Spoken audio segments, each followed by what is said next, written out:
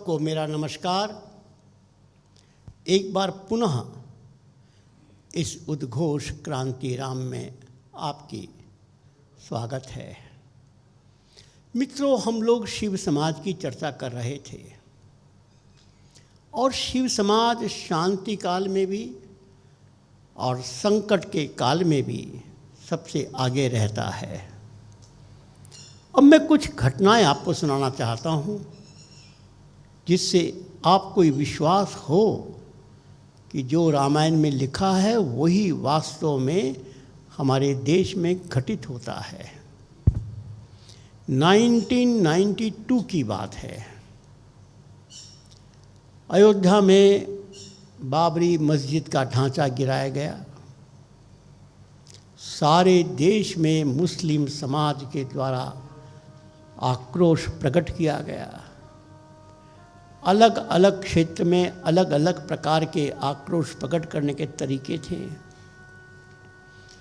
जम्मू में गया था, वहाँ के लोगों ने जो घटना सुनाई वो घटना हम सब की आँख खोलने वाली है। जम्मू में मुस्लिम समाज ने एक बड़ा जुलूस निकाला और उस जुलूस को वहाँ का जो मुख्य बाजार था, जिसके दोनों ओर बड़ी बड़ी दुकानें थीं, उस बाजार से वो जुलूस जा रहा था। दुकानें सब हिंदू समाज की थी और इसलिए उस जुलूस में राम जी, सीता जी को गंदी गंदी गालियां दी जा रही थी। उन गालियों को दोनों ओर दुकान में बैठे हुए व्यापारी नहीं सुन पाए। सब ने अपने दुकान का शटर डाउन कर दिया और वहाँ पर नीचे दुकान ऊपर मकान, सब लोग ऊपर मकान में चले गए। ये देखकर प्रदर्शनकारियों का और हौसला बढ़ गया। उन्होंने और गंदी गालियाँ हनुमान जी को भी, शिव जी को भी गंदी गंदी गालियाँ देना शुरू कर दी। ऊपर की खिड़की से वो आवाज़ अंदर जा रही थी, महिलाएं सुन नहीं सकी, उन्होंने खिड़कियाँ बंद कर दी। इनको और साहस हो गया। एक सेवा भारती का कार्यकर्ता था, उसके पास एक स्कूटर था। उसने सोचा ये जुलूस जिस सड़क से जा रहा है, 15 मिनट के बाद इस रास्ते पर एक ऐसी बस्ती पड़ती है जिसको लोहारों की बस्ती कहते हैं। राजस्थान से महाराणा प्रताप के काल से जो वनवासी भील समाज के लोगों ने महाराणा प्रताप की तरह घर छोड़ दिया और वो घूमते रहते हैं, उनको लोहारू समाज वो लोहे का काम करते हैं। तो जम्मू के बाहर एक स्थान पर उन्होंने अपना टेंट लगाया था और वहाँ पर लोहे का काम करते थे। और उस बस्ती में यह कार्यकर्ता एक बाल संस्कार केंद्र चलाने के लिए जाता था। बच्चों को इकट्ठा करना सप्ताह में एक दिन और खेल खिलाना, गीत गाना। इसके मन में आया कि चलो उनको बताया जाए। वो स्कूटर से दौड़कर गया और उस बस्ती के लोगों को बताया कि 15 मिनट के बाद यहाँ एक जुलूस आ रहा है जो प्रभु राम, माँ सीता, हनुमान जी, शिव जी को ऐसी ऐसी गंदी गंदी गालियाँ दे रहा है। बस इतना सुनना था। उस बस्ती के सारे स्त्री, पुरुष, बच्चे, उनके हाथ में जो कुछ लगा वो लेकर सड़क पर खड़े हो गए। इतने में जुलूस आया और जुलूस की ऐसी पूजा की कि 30 साल हो गए उस जुलूस को निकालने वालों की हिम्मत नहीं हुई। अब यहाँ 2 प्रश्न खड़े होते हैं, बल्कि 3 प्रश्न खड़े होते हैं। जो व्यापारी लाखों रुपया दान देकर राम रघुनाथ मंदिर के ऊपर सोने का कलश लगाने की चेष्टा करते हैं, सबने शटर डाउन कर लिया। जो महिलाएं बिना मंदिर गए पानी नहीं पीती हैं, उन्होंने खिड़कियां बंद कर ली। और जिनको रघुनाथ मंदिर का रास्ता भी नहीं पता था, वो संघर्ष करने को तैयार हो गए। यही सच्चाई है। ये राम भक्ति, ये मंदिर का सोने का कलश, इसको मैं क्या कहूं, मैं समझ नहीं पा रहा हूं। कम से कम राम भक्ति तो नहीं है, दिखावा है। अरे राम भक्ति है और राम की तरह आप संघर्ष के लिए तैयार नहीं हुए तो कैसी राम भक्ति है? करिए, कर्मकांड करिए, कर्मकांड के लिए कोई मना नहीं है, लेकिन इसको सच्ची राम भक्ति तो नहीं कहा जाएगा। सच्ची राम भक्ति उसको कहा जाएगा जिसने राम जी के अपमान की बात सुनते ही सड़क पर खड़े हो गए और दंड दिया। यह है शिव समाज।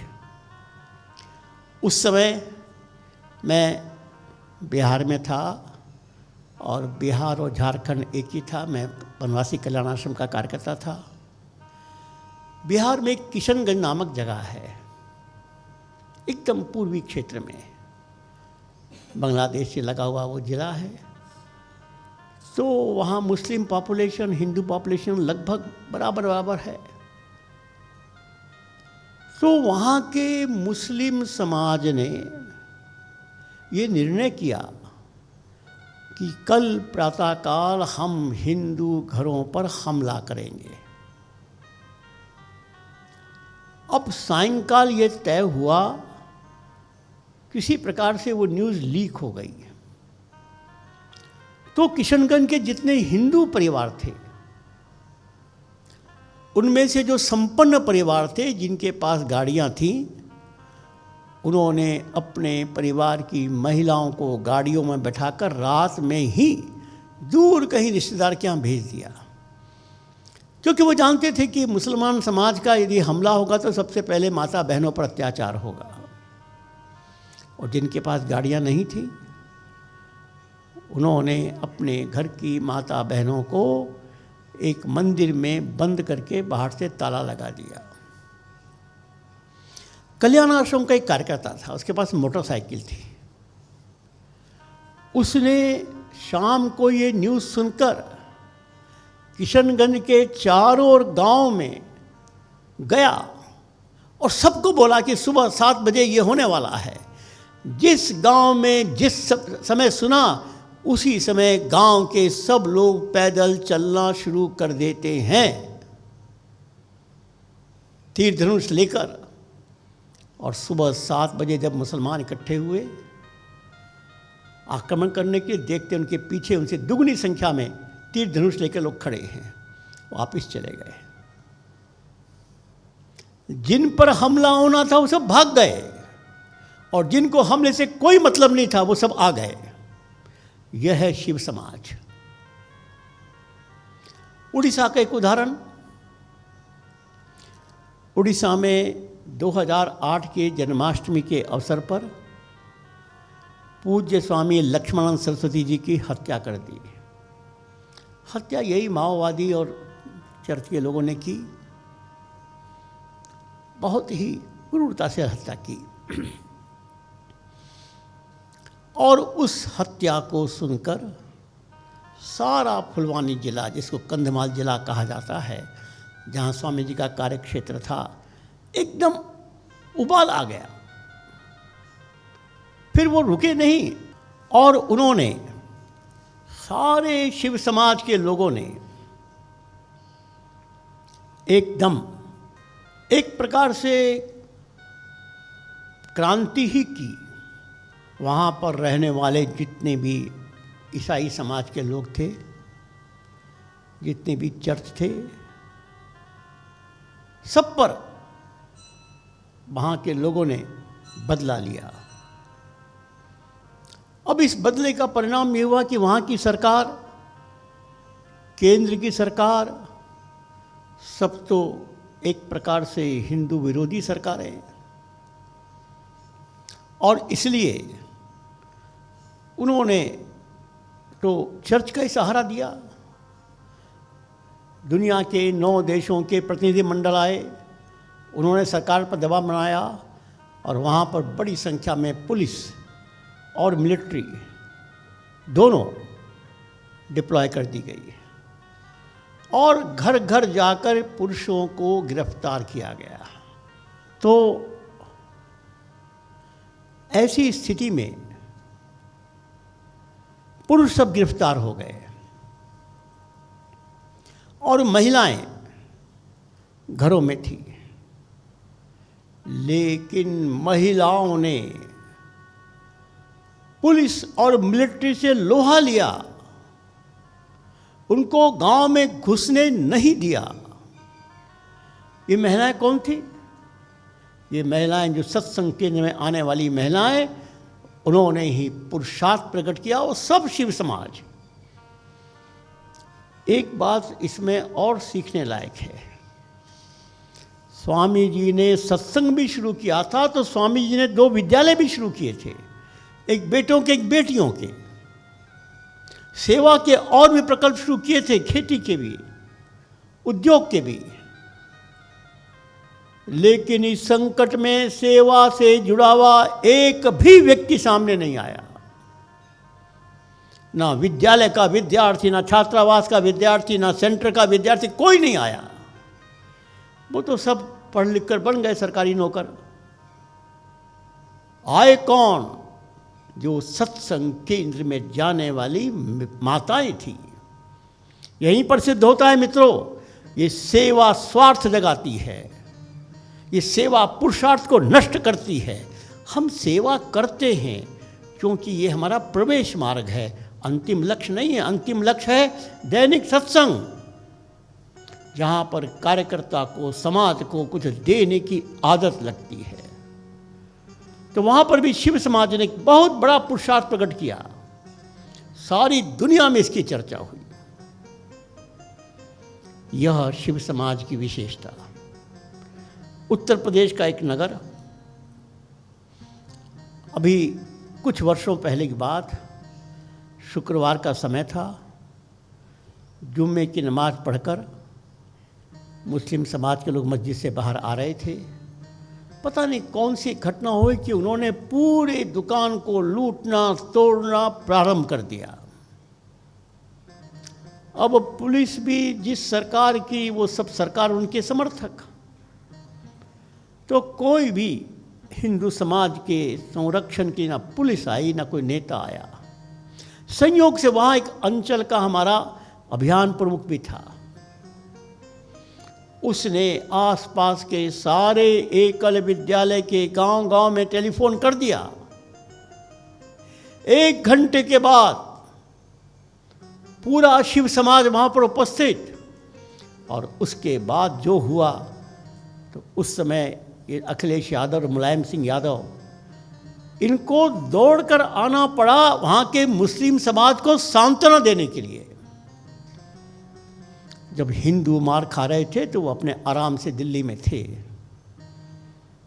और जब हिंदुओं ने मार लगाना शुरू किया तो उनको आना पड़ा। यह है शिव समाज की कहानियाँ। अभी अभी दिल्ली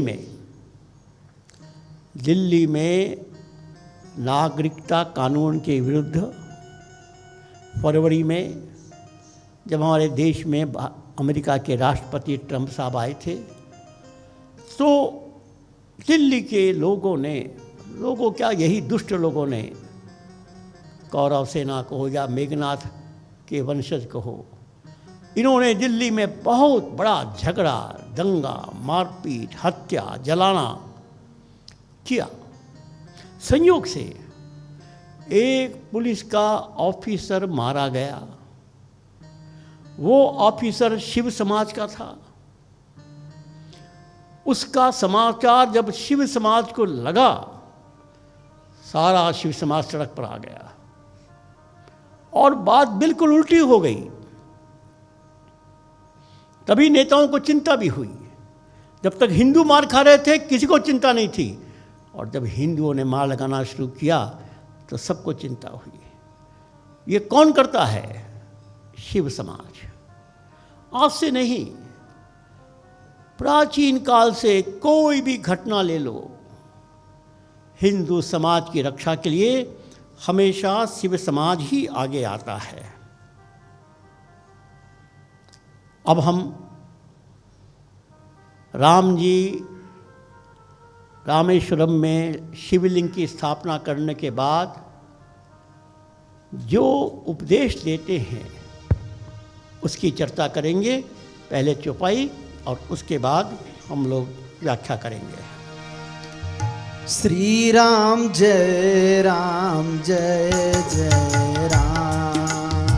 श्री राम जय जय राम। श्री राम जय जय राम।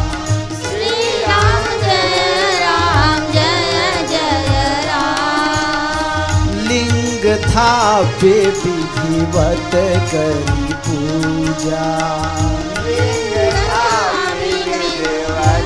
करी पूजा। शिव समान प्रिय मोहि न दूजा। शिव समान प्रिय मोहि न दूजा।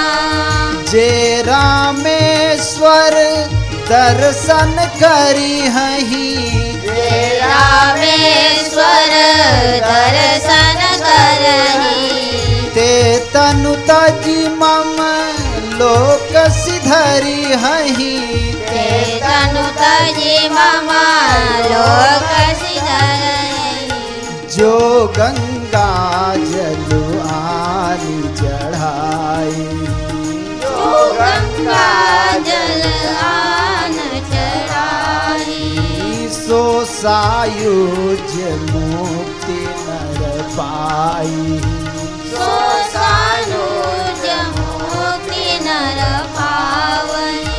और एक गुप्त मत सबहि कहूँ कर जोरी। और एक गुप्त मत सबहि कहूँ कर जोरी। शंकर भजन बिना नर भगति न पावई मोरी। शंकर भजन बिना नर भगति न पावहि मोरी। शिव प्रिय में कल शैल सुतासी।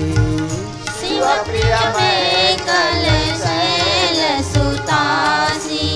सकल सिद्धि सुख संपत्ति राशि।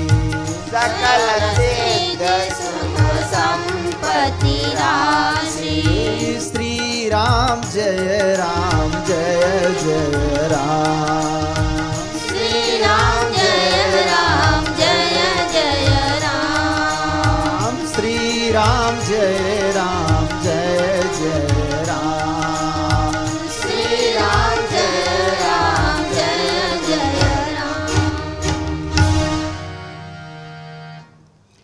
रामेश्वरम में शिवलिंग की स्थापना करने के बाद राम जी पुनः घोषणा करते हैं। जो बात पहले कही उसी को पुनः कहते हैं। शिव समाज से अधिक मेरा प्रिय और कोई नहीं है। सारे राम भक्तों को राम जी के इस आदेश को सुनना चाहिए और पालन करना चाहिए। जो भी तुलसी रामायण पर विश्वास करता है उस प्रत्येक हिंदू को राम जी की इस बात को सुनना है, पालन करना है कि शिव समाज से अधिक प्रिय राम जी को दूसरा समाज नहीं है। और उनकी सेवा, उनकी पूजा करने से ही राम जी प्रसन्न होंगे। ठाकुर रामकृष्ण परमहंस की जीवन की एक घटना। ठाकुर ने अपने एक भक्त से पूछा, अरे भक्त, तुम मंदिर गए थे? ठाकुर भक्त ने कहा, मैं गया था। तुमने मंदिर में पूजा की? हाँ ठाकुर की। किसकी पूजा की? मैंने मूर्ति की पूजा की। अरे मैं पूछा, मूर्ति की कौन से अंग की पूजा की? ठाकुर, मैंने मूर्ति के चरणों की पूजा की। तुमने चरणों की ही पूजा क्यों की? मस्तक की पूजा क्यों नहीं की? पेट की क्यों नहीं की? हाथ की क्यों नहीं की? चरणों क्यों की?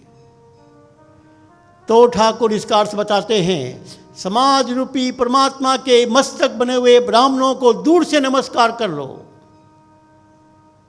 समाज रूपी परमात्मा के हाथ बने हुए क्षत्रियों के प्रशंसा में 2 शब्द बोल दो, और समाज रूपी परमात्मा के वैश्य जाति, उधर बने हुए वैश्य जाति से भी व्यापार की 2 बातें कर लो।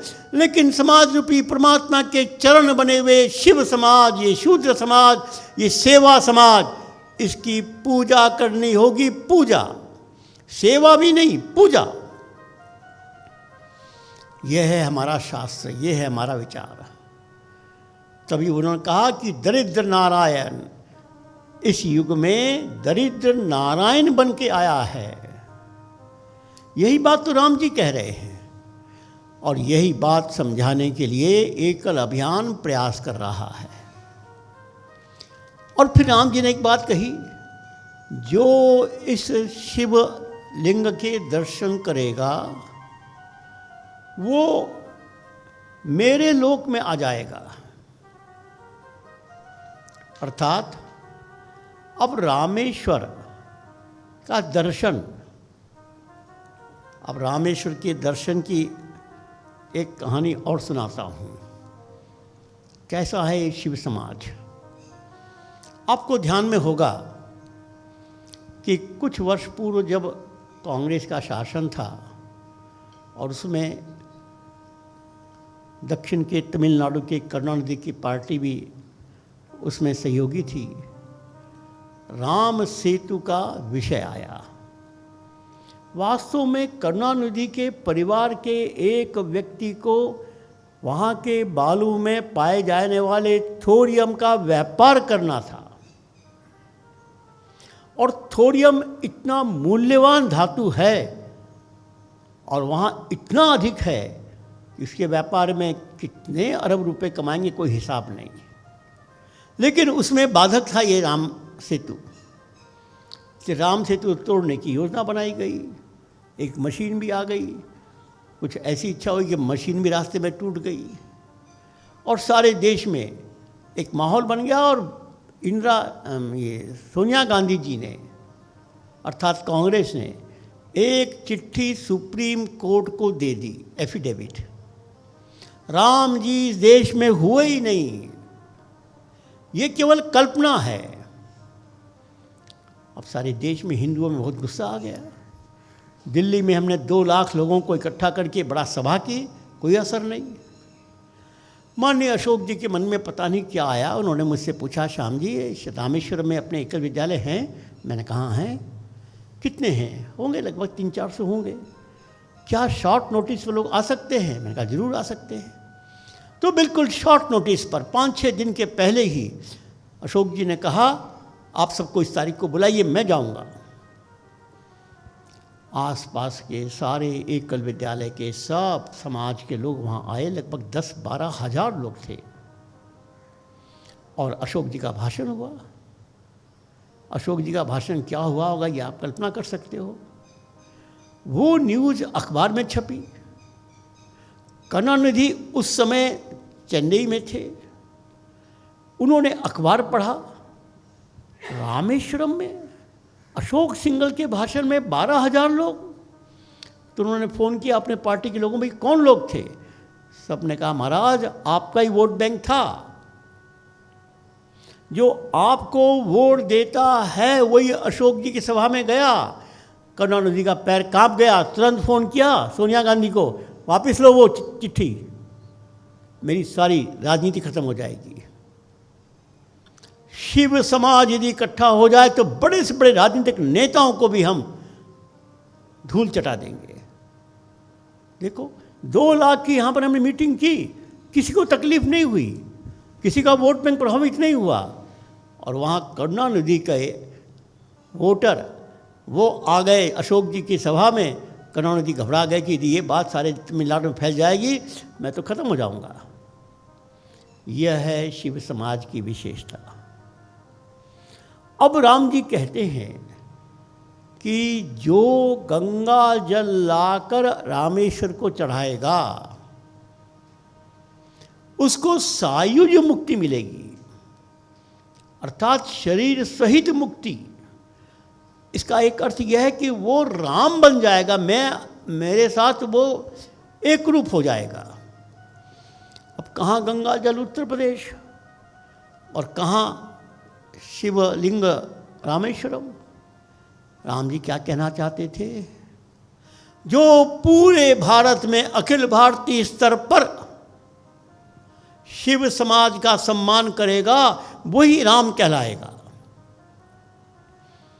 जो हम लोग बार बार कहते हैं कि एकल अभियान राम जी का काम है, राम जी जो क्रांति की वही एकल कर रहा है। स्वयं राम जी कह रहे हैं आज अखिल भारतीय स्तर पर शिव समाज को इस आध्यात्मिक धारणा के साथ जोड़ने का काम कौन कर रहा है? शिव समाज को वैष्णव समाज के साथ जोड़ने का काम कौन कर रहा है? हजारों नगरवासी इन शिव समाज की सेवा के लिए घर घर जाकर धन इकट्ठा कर रहे हैं, यह और कौन कर रहा है? मेरी जानकारी में तो एकल के अलावा कोई संस्था नहीं है।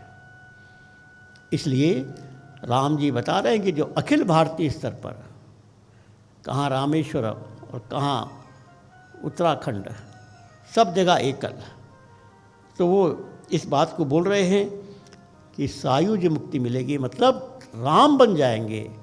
इसलिए हम ये कहते हैं एकल राम जी का अवतार है, एकल राम जी की कृपा से जन्म लेने वाला अभियान है। क्योंकि जो बात राम जी ने रामेश्वरम के संदर्भ में कही वह एकल अभियान कर रहा है। और फिर जब वो अयोध्या जी गए,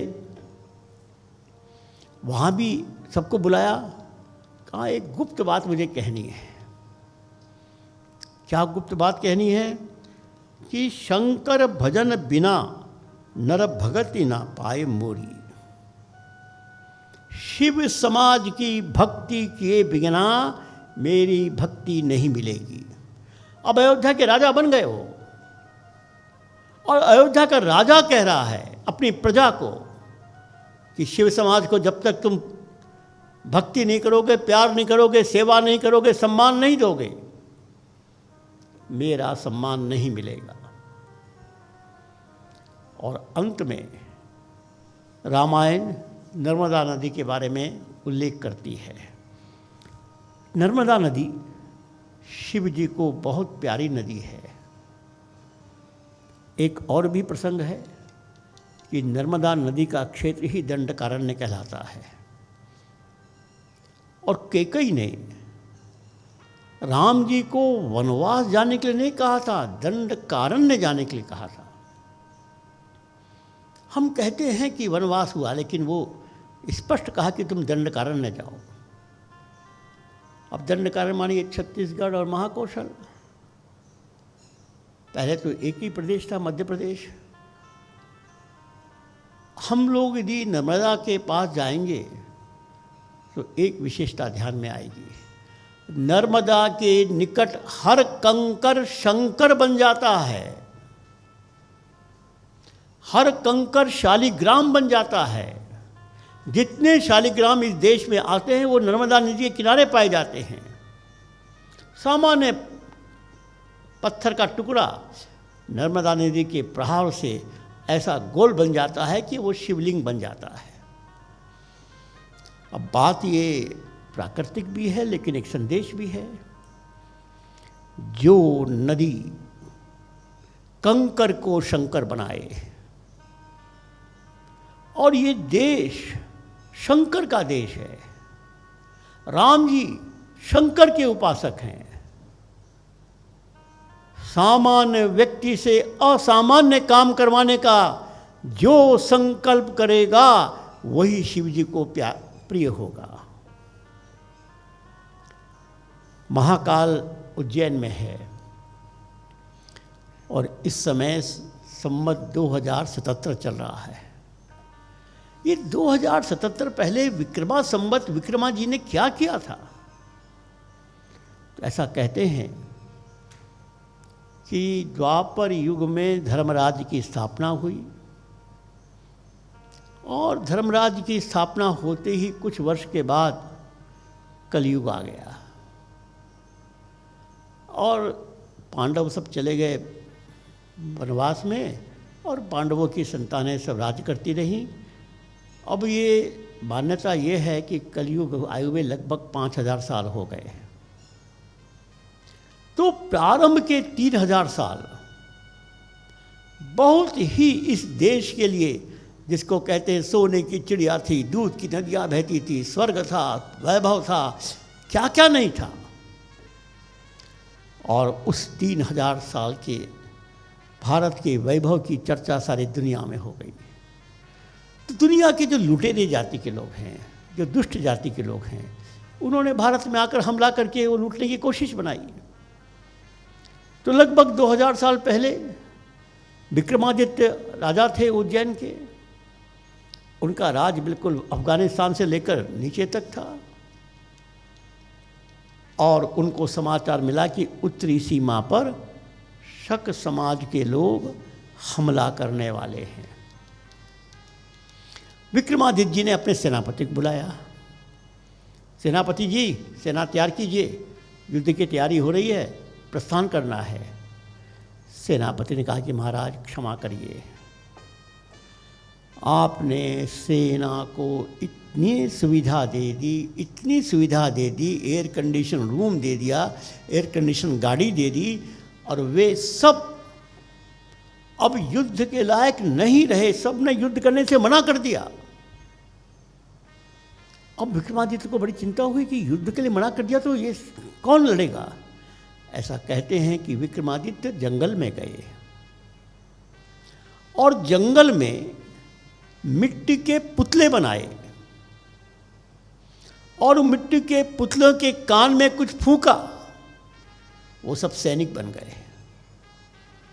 उसके बल पर विक्रमादित्य उस हमले को जीत सके, बचा सके, और इसके कारण उनके नाम से संवत आरंभ हुआ।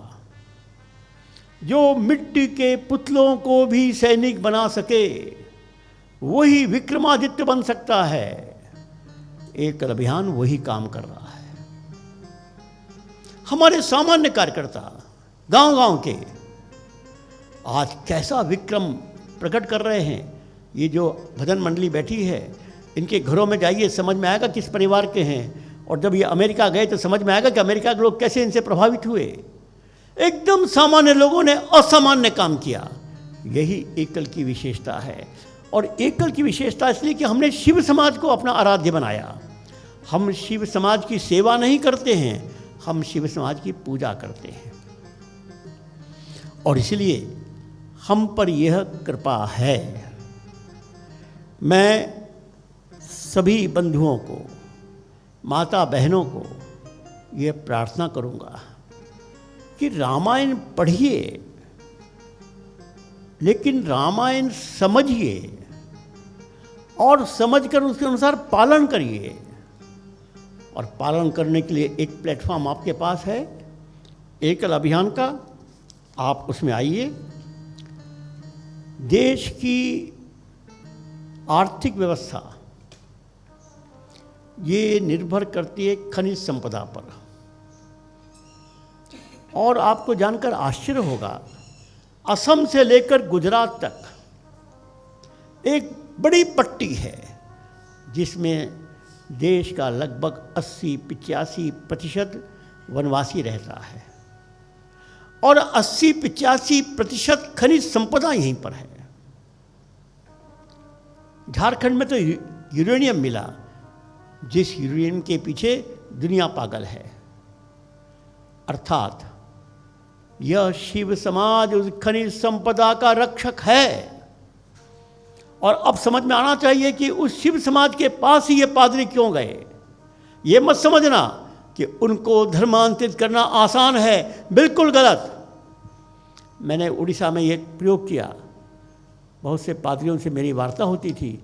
सब कहते थे, अरे शहरी आदमी को ईसाई बनाना बहुत आसान, लेकिन इस आदिवासी को ईसाई बनाना बहुत मुश्किल। अरे बन जाता है लेकिन वो कुछ बदलता नहीं है। हम कहते हैं हाँ बन गया, लेकिन काम तो वही करता है, वही हिंदू धर्म को मानता है, क्योंकि उसके अंदर धर्म की आस्था बहुत मजबूत है। लेकिन फिर चर्च क्यों गया? चर्च इसलिए गया कि इस खनिज संपदा की पट्टी पर यदि चर्च का राज हो जाए तो भारत की स्थिति क्या होगी। और इसीलिए इसी क्षेत्र को चर्च ने भी अपना कार्यक्षेत्र बनाया, माओवादियों ने अपना कार्यक्षेत्र बनाया, नक्सलवादियों ने अपना कार्यक्षेत्र बनाया, साम्यवादियों ने अपना कार्यक्षेत्र बनाया, जिससे कि देश की अर्थव्यवस्था की रीढ़ की हड्डी तोड़ी जा सके। और यहीं पर इन लोगों ने अलग अलग अलगाववाद, कहीं पर गौंड का अलग से राज्य बनेगा, कहीं भील का अलग से राज्य बनेगा, कहीं पर इसका राज्य बनेगा, जिससे हिंदू समाज की सारी एकता टूट जाए। मित्रों, यह चैलेंज आज दुनिया ने हमको दिया है। अब हमारे पास है, हमारे पास चॉइस है कि या तो हम इसको सर झुकाकर स्वीकार कर लें कि ठीक है, जो हो रहा है हो रहा है, लेकिन शिव समाज के साथ जिन्होंने दोस्ती की है वो कोई अपमान नहीं सहन कर सकते, कोई चुनौती को बिना स्वीकार किए नहीं रह सकते। इसलिए एकल अभियान की ओर से मैं आपको विश्वास दिला रहा हूं, आप एकल अभियान में आइए तो स्वागत, और नहीं आइए तो भी स्वागत। लेकिन ये शिव समाज इतनी बड़ी संख्या में आज एकल अभियान के साथ जुड़ गया, और इसीलिए मैं कहता हूं ये करोना नहीं था, करुणा अवतार था। 3 महीने पहले हम सोच भी नहीं सकते थे, और इस 3 महीने की अवधि में हमारा संपर्क 4 लाख गांव में 16-17 लाख नौजवानों के साथ, और हम बढ़ रहे हैं बिल्कुल एक एक परिवार के लिए। ये आत्मविश्वास हमारा ये इसीलिए है कि इस संकट के समय शिव समाज ही देश की रक्षा करेगा, आप सबकी रक्षा करेगा। जिसको भारत माता से प्यार है, जिनको ये लगता है कि देश मेरा है, उनको आह्वान है कि इस देश पर संकट है, भारत माता के गर्दन पर तलवार दिख रही है। इस समय आपको तलवार नहीं पकड़नी है, आपको बंदूक नहीं चलाना है, आपको घर छोड़कर भी कहीं नहीं जाना है। अरे घर में बैठकर केवल स्मार्टफोन से कुछ लोगों से प्यार की बात करनी है, आधा घंटा 1 घंटा 24 घंटे में निकाल कर गांव के कार्यकर्ताओं से प्यार की बात भी तुम नहीं कर सकोगे और कहोगे हम भारत माता की संतान हैं, कौन स्वीकार करेगा? अपने स्वार्थ के लिए देश की उपेक्षा करने वाले लोग इतिहास में हमेशा गद्दार कहलाए हैं, अपराधी कहलाए। क्या आप भी अपराधी कहलाने के लिए तैयार हैं? इसलिए मेरा आह्वान है कि एकल अभियान में आप संपर्क करिए और इस शिव समाज को स्नेह दीजिए, प्यार दीजिए, सम्मान दीजिए और राम जी के आशीर्वाद के पात्र बनिए। तब फिर ये देश पूरा रामेश्वर बन जाएगा। राम ही ईश्वर है। ये पूरा देश राम राज के रास्ते पर चलेगा। ये शिव समाज रक्षा करेगा, ये वैष्णव समाज विकास करेगा और दोनों के समन्वय से देश आगे बढ़ेगा। तो मेरी प्रार्थना, हम लोग इस बात का विचार करें। विशेष रूप से युवाओं से मैं एक बात कहना चाहता हूँ। देखो, इसके पहले भी चर्चा हुई कि ये रावण हमला करेगा, पीछे हटेगा, आगे बढ़ेगा, चालाकी करता रहेगा, लेकिन उसका बेटा मेघनाथ देश के, समाज के हर सीमा पर लड़ेगा ही लड़ेगा। उस मेघनाथ को नहीं मारोगे, रावण नहीं मरेगा। और मेघनाथ को मारने का प्लेटफॉर्म या कुरुक्षेत्र सोशल मीडिया है। इसलिए मैं युवाओं से प्रार्थना करता हूं कि आओ सोशल मीडिया में और देश का विश्वास प्रकट करने के लिए शिव समाज के प्रेरक प्रसंगों का प्रचार करो। किसी भी एकल के कार्यकर्ता से मित्रता करके वहां के प्रेरक प्रसंगों को संग्रहित करो और पूरे क्षेत्र में एक विश्वास पैदा करो कि हम इस देश में एक परिवर्तन लाएंगे शिव समाज के माध्यम से। लेकिन उससे बड़ा आवश्यक है कि इस मेघनाद की संतान पर प्रहार करो। देखिए, आपने समाचार पत्र में पढ़ा होगा, अभी अभी मोदी जी गए लेह लद्दाख में, वहाँ कुछ सैनिकों से मिले। ये मेघनाद की संतानों ने सोशल मीडिया में क्या प्रचार किया? मोदी जी तो दिखावा के लिए गए थे, मोदी जी अस्पताल में नहीं गए थे, मोदी जी तो एक स्टूडियो रूम में गए थे, वहीं पर लोगों को लाकर बैठा दिया गया था। वो वास्तविक सैनिक थे कि नहीं थे, ये सारा प्रचार करके सैनिकों का मनोबल कम कर रहे हैं।